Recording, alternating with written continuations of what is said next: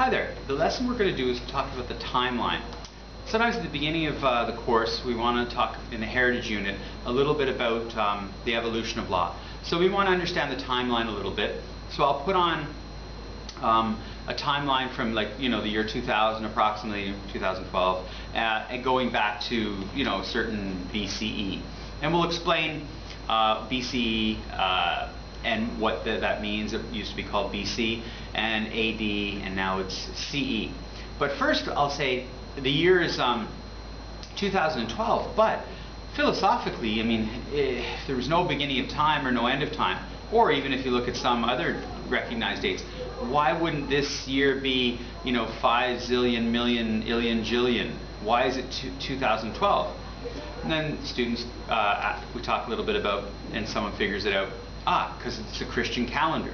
And that's correct, because the sort of the Christian, rich white Christian man from Europe has ruled the world for the last couple thousand years. They've imposed time on the rest of the world. They've imposed English, religion, but also time. It's 2012 because the Christians say it's 2012.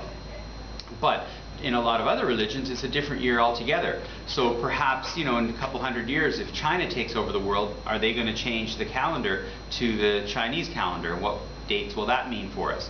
And it's all about power and control. So economic and military power of one culture or group then imposes the will on the rest of the world, imposes the law, imposes the date, and that's why it's 2012.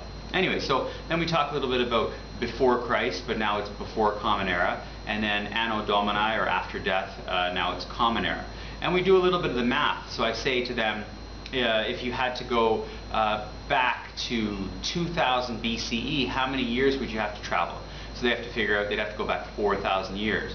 And then we talk about what a millennium is, what a century is, and then how the 1800s is the 19th century, and that confuses people, so we have to talk, because sometimes in the law books it refers to 19th century legislation, or sometimes it says the 1800s the legislation was, so little things like that.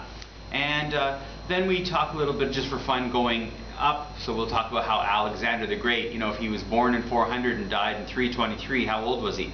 So it leaves some of them scratching their heads as a little bit of fun, because you have to go backwards. But at the same time, at that time when he was living, that wouldn't have been the calendar, because that was superimposed back on time by the Christian majority. And so yeah, it's just a little thing to do in Heritage of Law, and talk a little bit about time, but how even time is a legal issue. Thank you.